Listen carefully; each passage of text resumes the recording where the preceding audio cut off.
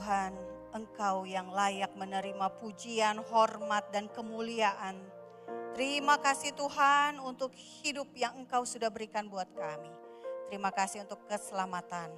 Terima kasih Tuhan untuk kasih karunia-Mu Tuhan yang tidak habis-habisnya bagi kami.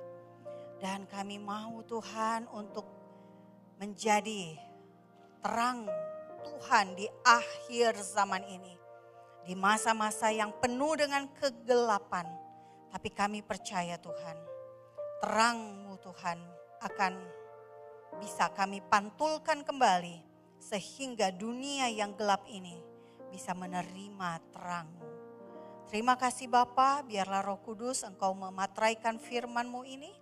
Urapi dan biarlah semua yang mendengar diberkati dengan berkat rohani yang daripada-Mu. Di dalam nama Tuhan Yesus Kristus, Yeshua yang akan datang sebagai Raja kami berdoa. Amin. Terima kasih. Shalom Bapak Ibu. Salam kenal, nama saya Monique Rakers.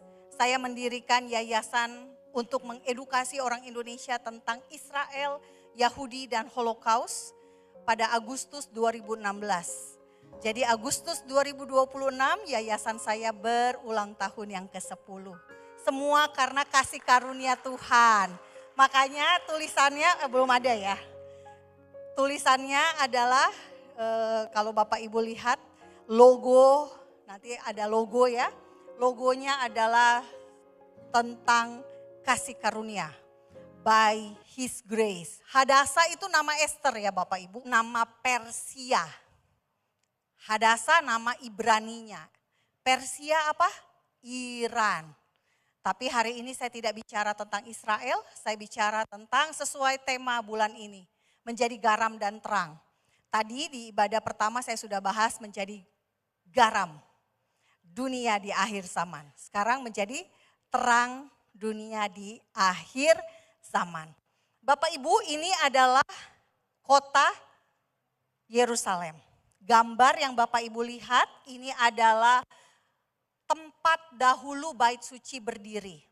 Sekarang ada 2 masjid.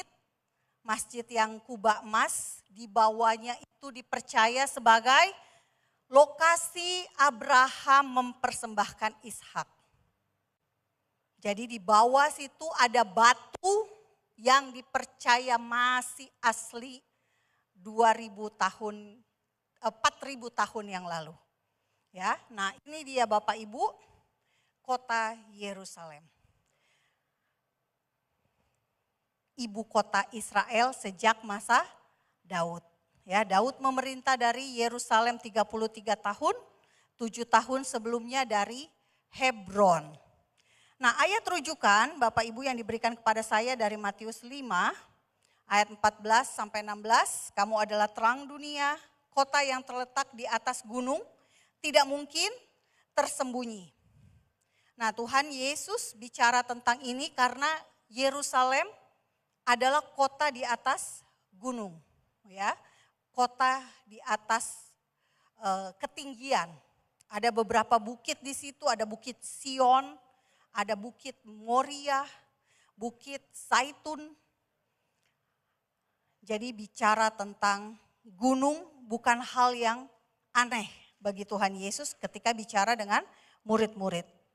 Lagi pula orang tidak menyalakan pelita lalu meletakkannya di bawah gantang, melainkan di atas kaki dian sehingga menerangi semua orang di dalam rumah itu. Demikianlah hendaknya terangmu bercahaya di depan orang supaya mereka melihat perbuatanmu yang baik dan memuliakan Bapamu yang di sorga. Jadi Bapak Ibu, kita seperti istana ini di belakang ini ya. Dia begitu terangnya, begitu indahnya dilihat dari kejauhan sehingga orang ingin mendekat, ingin foto di situ gitu ya. Ingin punya memori di situ. Kira-kira kita orang pingin deket gak sama kita? Gitu ya. Kira-kira orang pingin gak punya kebersamaan dengan kita? Nah, ini bisa kita lihat dari contoh bangunan istana yang ada di gambar ini. Nah, Bapak Ibu, ngomong-ngomong soal terang, Israel juga sebetulnya diciptakan atau dibentuk oleh Tuhan untuk menjadi terang juga. Ayatnya di mana? Yesaya 42 ayat 6. Aku ini Tuhan, Tuhan huruf besar semua nama diri Tuhan ya, Yud-He, Vav-He. Tuhan telah memanggil engkau untuk maksud penyelamatan. Telah memegang tanganmu, aku telah membentuk engkau dan memberi engkau menjadi perjanjian. Bagi umat manusia menjadi terang untuk bangsa-bangsa. Terang untuk bangsa-bangsa namanya adalah Or Lagoyim. Goyim adalah non-Israel, bangsa-bangsa. Jadi Israel harusnya menjadi terang bagi bangsa-bangsa. Karena itulah Israel dimusuhi oleh banyak sekali bangsa. Kenapa? Karena Tuhan mau dia jadi terang. Iblis yang adalah penguasa kerajaan kegelapan tidak suka jika Israel menjadi terang. Makanya Israel itu adalah contoh terbaik buat kita Bapak Ibu. Karena kita menyembah Tuhan yang sama. Elohim Abraham, Elohim Ishak, Elohim Yakub kita sebut Bapa. Mereka sebutnya apa? Abah. Sama, kita menyembah Tuhan yang sama. Mesiasnya sama enggak? Sama. Kita tahu Mesias itu adalah Yesus dari mana? Dari Alkitab Perjanjian Lama, Alkitabnya orang Yahudi. Kalau tidak ada rujukan itu, gimana kita mau tahu tentang inilah Yesus ini benar-benar Mesias. Karena orang bisa mengklaim. Ya. Jadi Israel, Bapak Ibu saat ini berada dalam keadaan yang luar biasa perlu ditopang dengan doa-doa kita. Seperti ketika Musa, ya, dia mengangkat tangannya dan ditopang oleh Harun dan Hur. Ketika tangan Musa turun, orang Israel kalah berperang dari Midian. Tapi ketika Harun dan Hur menopang tangan Musa, bangsa Israel menang. Kita seperti Harun dan Hur di masa modern ini. Yang menopang tangan Israel. Kitanya gak ikut berperang, Israelnya yang berperang. Nah, mengapa Bapak Ibu ini perlu kita ketahui? Karena Israel destiny tadi sudah dijelaskan menjadi terang. Saat ini Israel ditinggal oleh Amerika menghadapi peperangan sendiri. Menurut saya ini cara Tuhan untuk membuat orang Israel berbalik kepada Tuhan dan lihat bahwa hanya Tuhan yang bisa diandalkan. Tidak bisa mengandalkan manusia. Alkitab bilang apa? Terkutuklah orang yang mengandalkan manusia. Israel gak boleh mengandalkan Presiden Trump. Israel gak boleh mengandalkan Amerika. Israel hanya boleh mengandalkan Tuhan. Dan inilah masa Israel diuji. Masa Israel dimurnikan. Sampai mereka berseru. Diberkatilah dia yang datang dalam nama Tuhan. Mereka menantikan kedatangan Mesias. Dan Tuhan Yesus berkata, Tuhan Yesus sendiri bilang, kamu tidak akan melihat aku lagi sampai kamu berkata, diberkatilah dia yang datang dalam nama Tuhan. Baru atau Beshem Adonai. Mereka menantikan Mesias yang sama dengan kita. Mesias itu apa sih Bapak Ibu? Yang diurapi. Diurapi sebagai apa? Sebagai raja. Yesus ngapain datang kedua kali? Keselamatan sudah tersedia buat kita. Karena Yesus harus menjadi raja. Itulah kenapa dia harus datang kedua kali. Dia harus menggenapkan destininya sebagai raja atas bangsa Israel dan menjadi raja atas dunia ini. Nah, Israel di Yesaya 49 ayat 6, saya pilih yang bagian keduanya, B. Tetapi aku akan membuat engkau menjadi terang bagi bangsa-bangsa, supaya keselamatan yang daripadaku sampai ke ujung bumi. Apa maksudnya? Karena dari Israel lah kita kenal Tuhan yang benar, Tuhan yang hidup. Bangsa-bangsa harus menyembah Tuhannya Israel. Bukan ilah-ilah bangsa-bangsa. Bangsa-bangsa harus mengenal Mesias dari Israel. Bangsa-bangsa harus mengenal juru selamat dari Israel. Hanya ada satu, Yeshua namanya. Yeshua artinya dalam bahasa Ibrani, Tuhan menyelamatkan. Itulah identitas Yesus.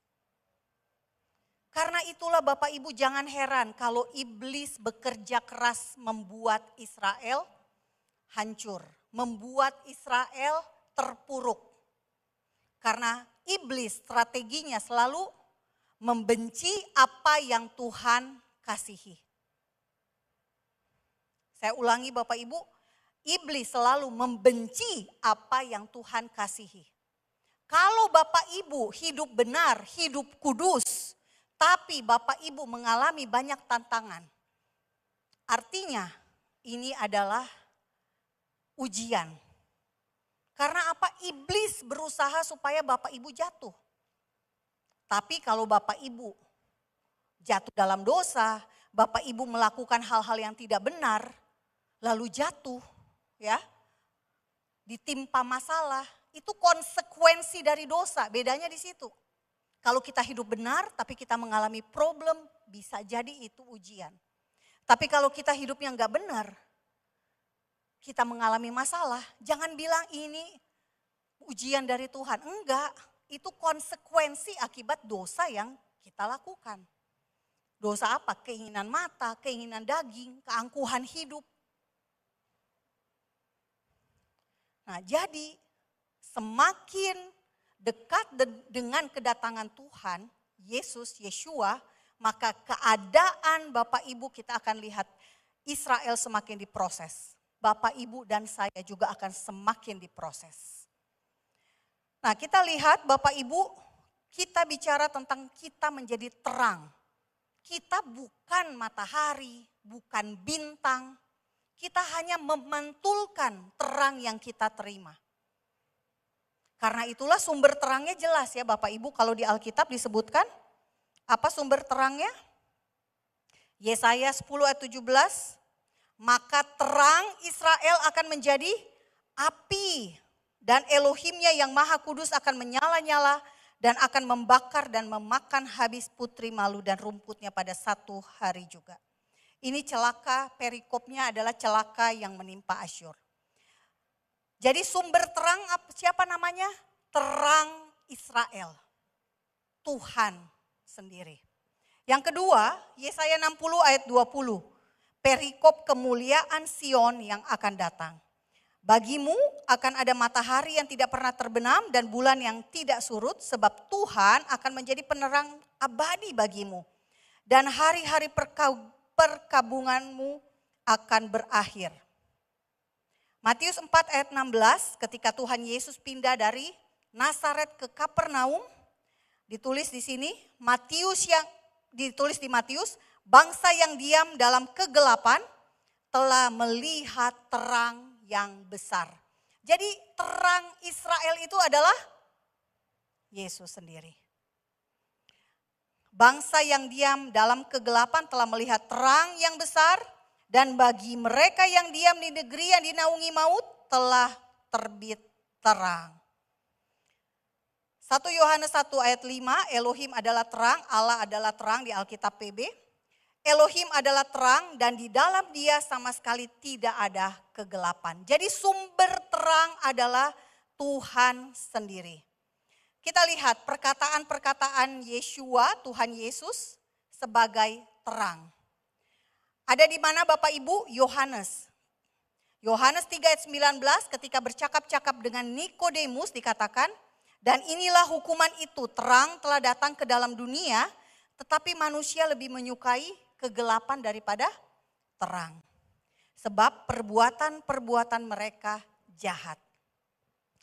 Yohanes 8 ayat 12, Yeshua adalah terang dunia. Maka Yeshua berkata kepada orang banyak, katanya, "Akulah terang dunia. Barang siapa mengikut aku, ia tidak akan berjalan dalam kegelapan, melainkan ia akan mempunyai terang hidup."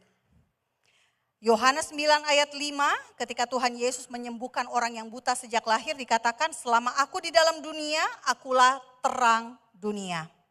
Yohanes 12 ayat 46, dikatakan, "Aku telah datang ke dalam dunia sebagai terang, supaya setiap orang yang percaya kepadaku jangan tinggal dalam kegelapan." Nah, kita lihat Bapak Ibu beberapa cerita di Alkitab kita tentang yang berkaitan dengan terang. Misalnya di Matius 6 ayat 22 sampai 23. Dikatakan di sini adalah mata adalah pelita tubuh. Jika matamu baik, teranglah seluruh tubuhmu. Jika matamu jahat, gelaplah seluruh tubuhmu. Jadi jika terang yang ada padamu gelap, betapa gelapnya kegelapan itu. Yang kedua, Lukas 11 ayat 35-36 tentang pelita tubuh. Karena itu perhatikanlah supaya terang yang ada padamu jangan menjadi kegelapan. Jadi terang itu bisa nggak ada Bapak Ibu, bisa jadi gelap. Lukas 16 ayat 8b, perumpamaan tentang bendahara tidak jujur. Dikatakan oleh Tuhan Yesus begini, "Sebab anak-anak dunia ini lebih cerdik terhadap sesamanya daripada anak-anak terang." Bapak Ibu bisa perhatikan enggak? Orang-orang dunia bisa lebih sukses, bisa lebih maju, bisa lebih unggul. Karena apa? Karena mereka lebih cerdik. Cerdik di sini dalam konotasinya negatif Bapak Ibu, bukan positif. Cerdik di sini adalah seperti menghalalkan segala cara. Cerdik di sini adalah seperti yang penting saya mendapatkan yang saya inginkan. Bukan seperti itu. Anak terang tidak seperti itu Bapak Ibu. Yohanes 12 ayat 36. "Percayalah kepada terang itu selama terang itu ada padamu supaya kamu menjadi anak-anak terang." Selama kita percaya kepada Tuhan yang adalah sumber terang, maka kita menjadi anak-anak terang. Amin Bapak Ibu. Nah, sekarang kita lihat, ternyata kita diperintahkan mengenakan senjata terang. Roma 13 ayat 11 sampai 14. "Hal ini harus kamu lakukan karena kamu mengetahui keadaan waktu sekarang, yakni bahwa saatnya telah tiba bagi kamu untuk bangun dari tidur." Ini Paulus ngomong 2000 tahun yang lalu Bapak Ibu. Mengingatkan orang Kristen tentang identitas kekristenan mereka. Dan ini sekarang masih ya, dunia bukannya makin cerah, malah makin gelap. Dan kita diingatkan untuk bangun dari tidur. Sebab sekarang keselamatan sudah lebih dekat bagi kita daripada waktu kita menjadi percaya. Kita sudah sampai di akhir zaman, ujungnya akhir zaman.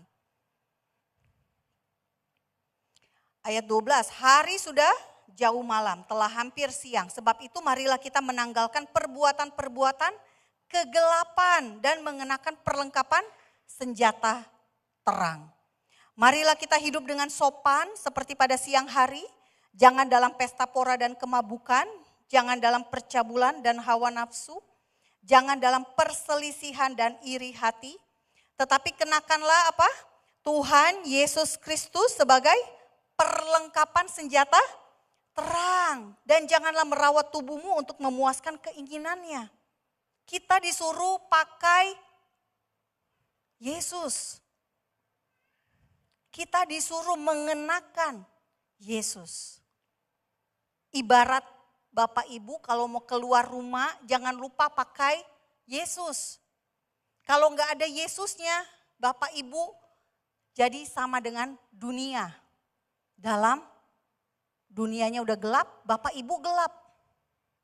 Tapi kalau pakai Yesus, orang melihat Bapak Ibu semua.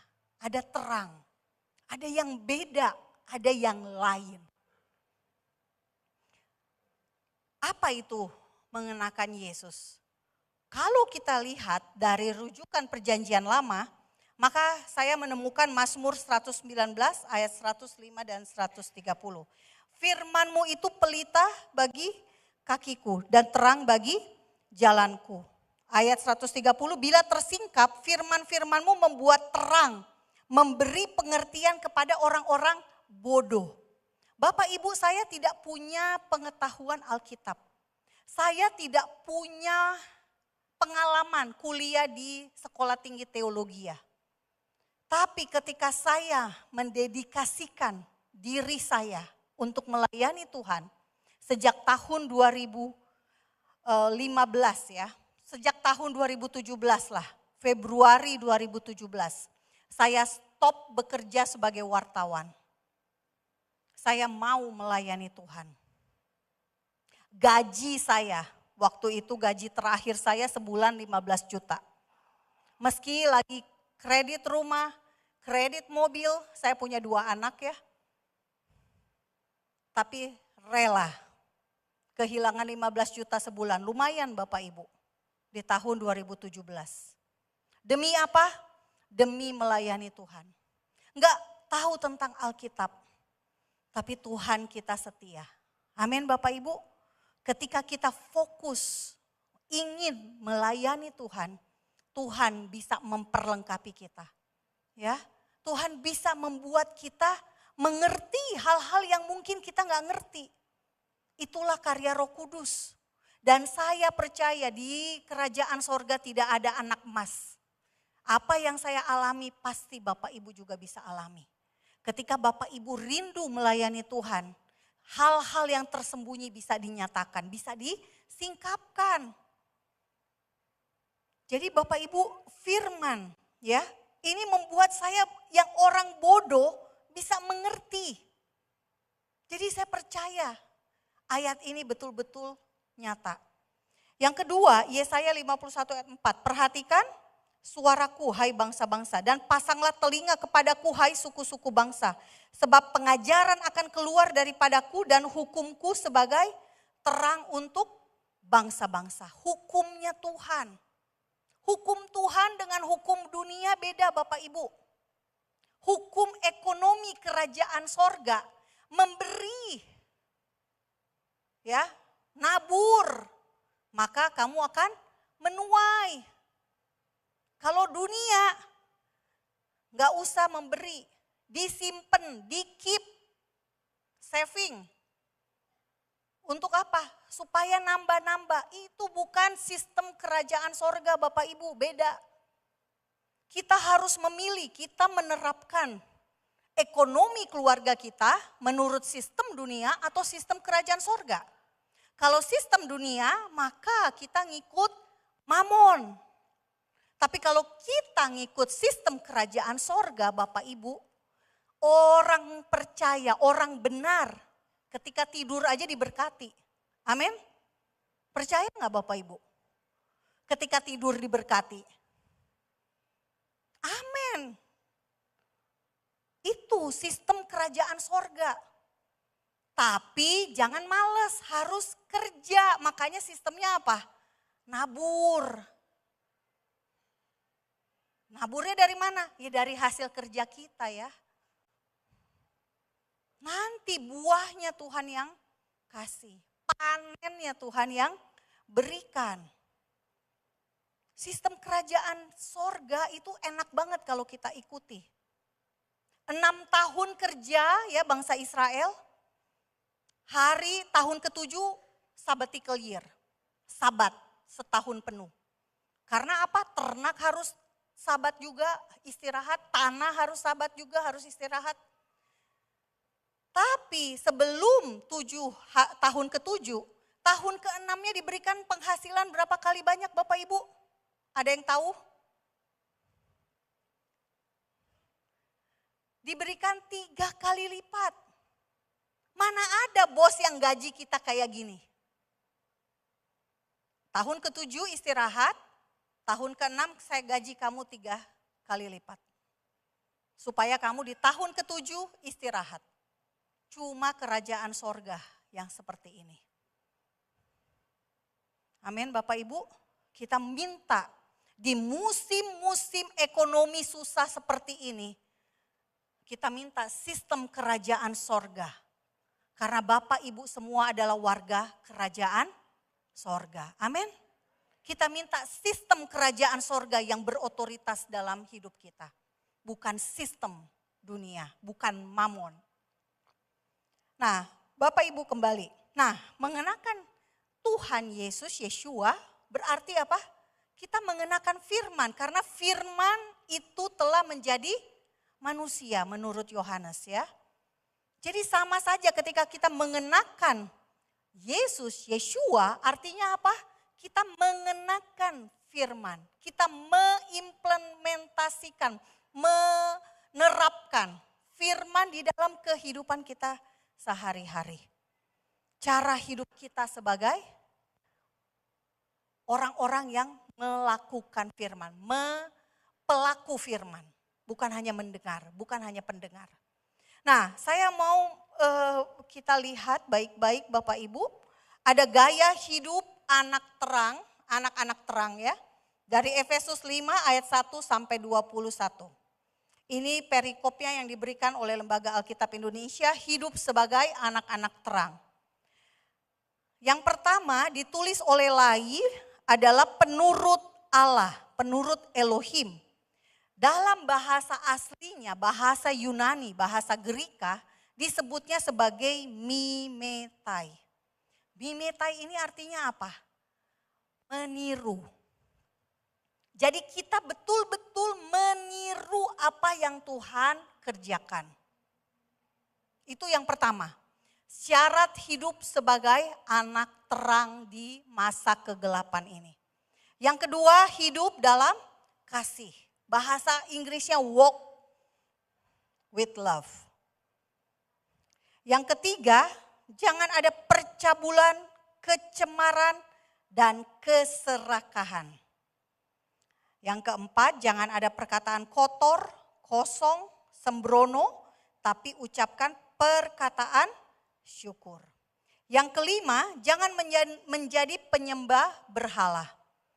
Seringkali kita orang Kristen modern ini mikir, kita kan gak nyembah dewa-dewa. Iya, tapi Bapak Ibu bisa mendewakan, membangun idol-idol di hati Bapak Ibu sendiri. Di hati saya. Ya, anak-anak saya pernah negor, saya punya 2 anak, umur 30 sama 29, udah gede-gede. Udah dewasa rohani, jadi bilang, mama jangan sampai mama mendewakan Israel daripada Tuhan Yesus. Jadi mereka mengamati apakah saya sudah keluar dari jalur ini. Puji Tuhan, saya tetap cinta Yesus, ya. Saya tetap berdiri untuk Israel di tengah dunia yang gelap ini. Karena saya tahu saya melakukan hal yang benar. Sesuai dengan hatinya Tuhan. Selaras dengan Alkitab. Berhala. Sesuatu yang Bapak Ibu lebih cintai daripada Tuhan sendiri. Bisa apa? Bisa pasangan.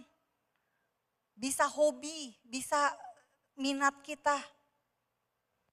Bisa kepemilikan kita. Sesuatu yang benar-benar kita terikat. Tidak ilahi. Yang keenam, jangan disesatkan orang dengan kata-kata hampa atau tanpa kebenaran. Yang ketujuh, jangan berkawan dengan orang yang masih dalam kegelapan. Bapak Ibu boleh-boleh aja ingin berusaha supaya teman Bapak Ibu itu ikut Bapak Ibu menjadi terang juga.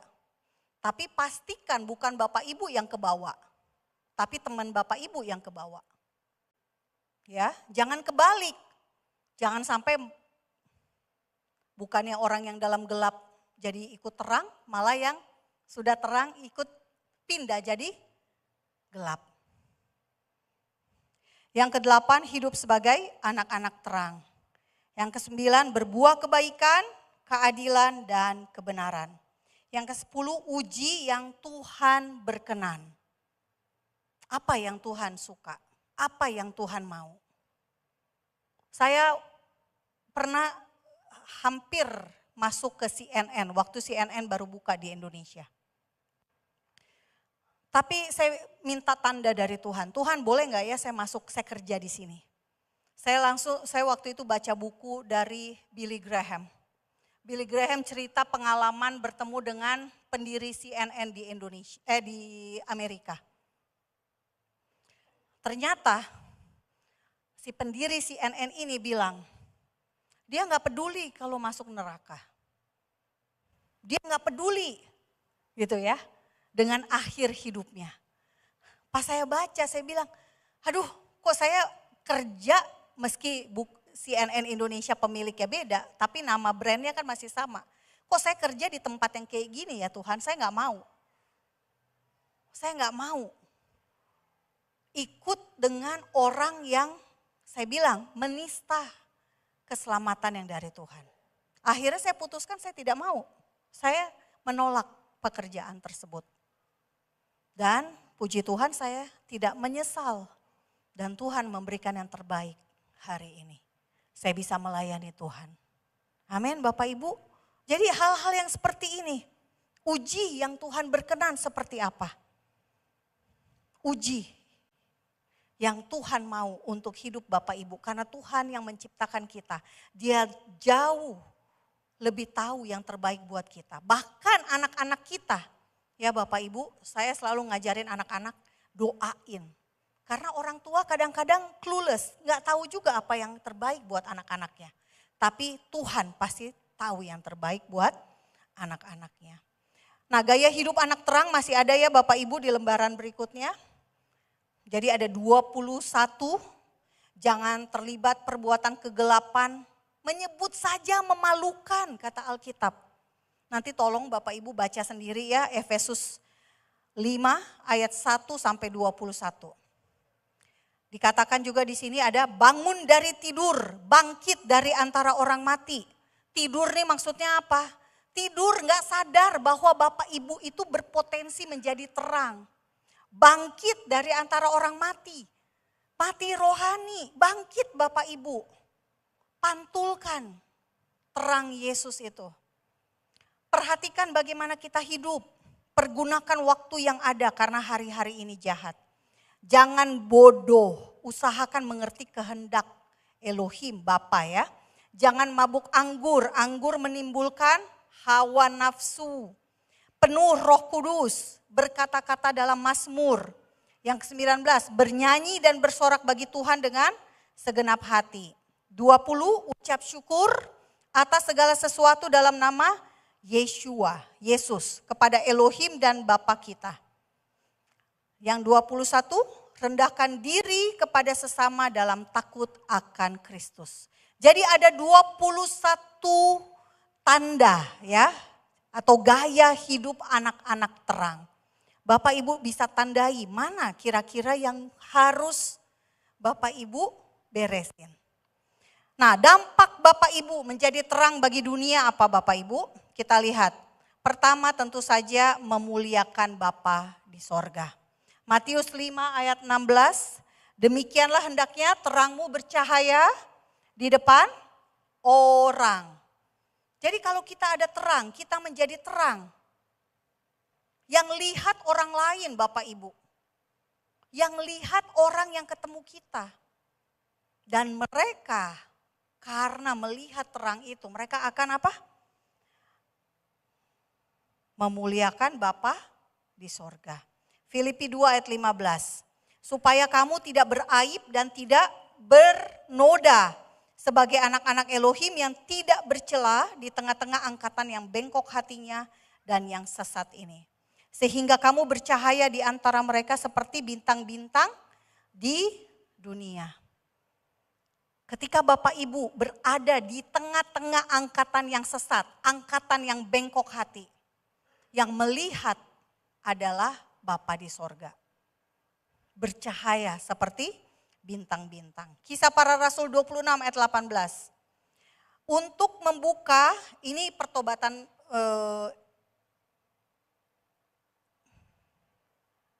ini membawa orang untuk pertobatan ya. Untuk membuka mata mereka, supaya mereka berbalik dari kegelapan kepada terang, dan dari kuasa iblis kepada Elohim.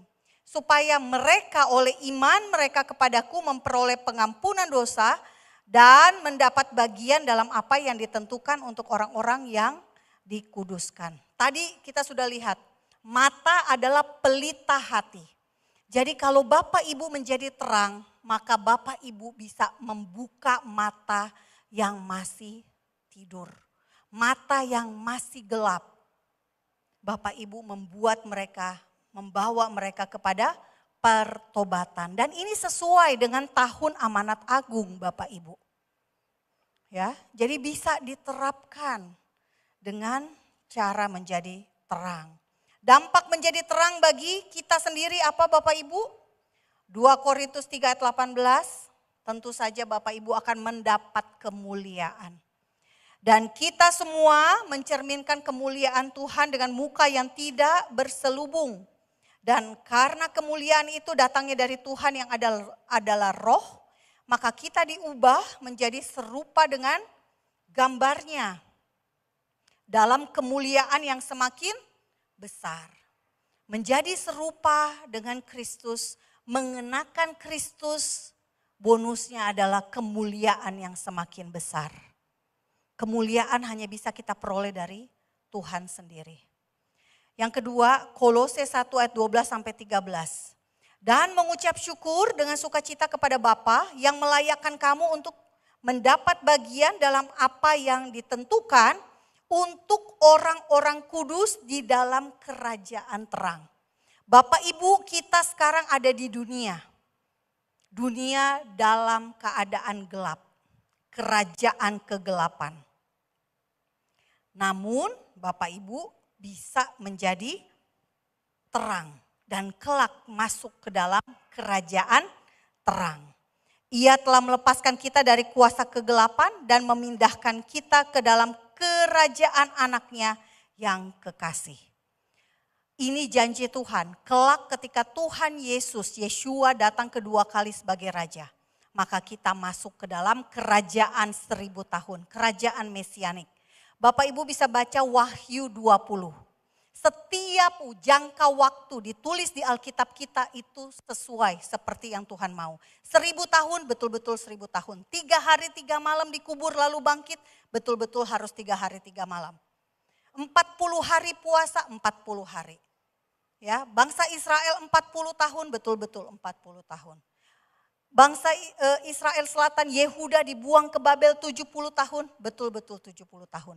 Jadi kalau yang dulu-dulu di perjanjian lama betul-betul digenapi, maka yang kerajaan 1000 tahun di Wahyu 20 juga pasti digenapi. Yang terakhir 1 Tesalonika 5 ayat 4 sampai 5 dan ayat 9.